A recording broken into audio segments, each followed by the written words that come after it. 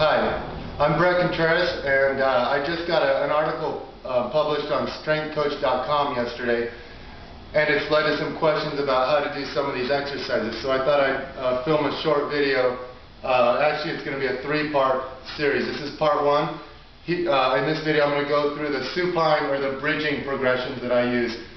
And I've been doing these for a couple years with my clients and my athletes, so I've developed a pretty good system. I don't just start people out by saying, okay, you look strong, I'm going to throw 315 pounds in your lap and do some hip thrusts. I start them out slowly and make sure they master the basics before progressing onto more advanced variations. So a lot of people mistakenly think that squats, deadlifts, lunges are the best glute exercise, and these people haven't measured the glute activity like I have. I spent, a couple months performing every single workout I did with wires and electrodes hooked to my glutes, and then I performed special experiments, and then I also tested four different people, including myself. And the squatting and deadlifting and lunging movements can get you up to, usually between 30 and 55% of MVC.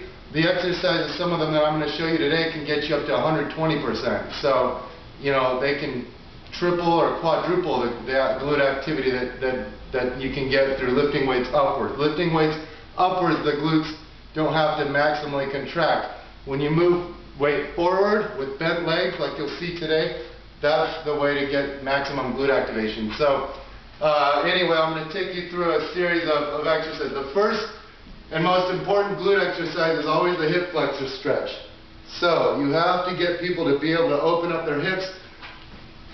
Flexible hip flexors lets you hyperextend the hips, which is the maximal contraction zone for the glutes. So you have to be able to do that. So tight hip flexors prevent the glutes from contracting. So that's the first glute exercise, is the hip flexor stretch, and the most important if your hip flexors are tight. Second is just the glute bridge.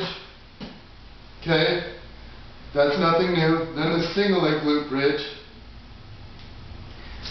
Then we increase the range of motion. We can do this a couple different ways. So here's one of the ways, and this is the hanging method. Okay, and then single leg. Now we can increase resistance with this if we want by just putting a chain on. So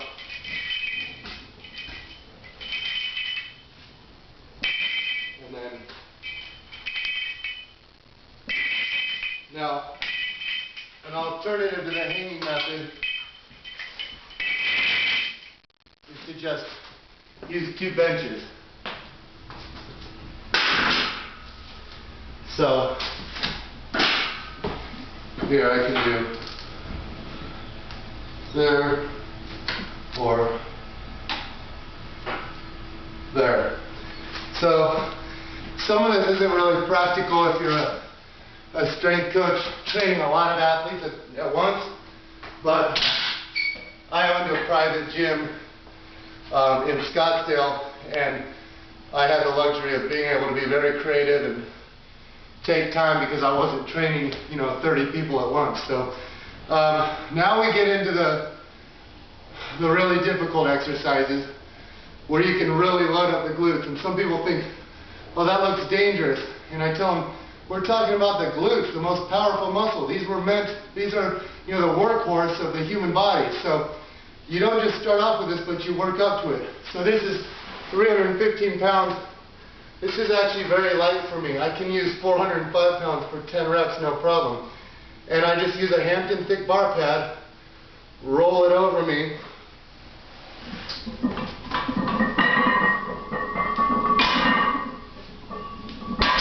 So once the individual gets good at that, now I'll elevate them and they can do the hip thrust variation. So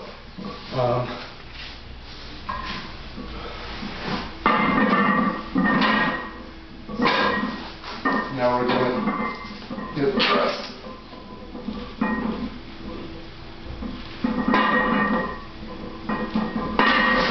And now the last and most advanced method is to combine barbells, the barbell with bands. So I have this all rigged up.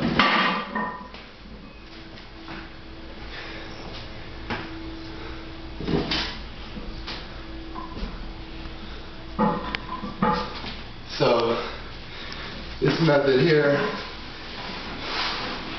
is the most advanced variation, and this is the one that'll get glute activity up to 120%.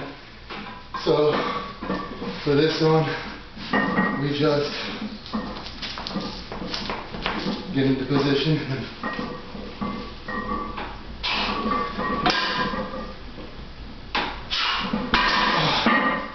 that's tough. So that's the bridging supine progressions. The next two series I'll go over the quadruped and prone progressions, and then the abduction external rotation progressions. Thanks a lot.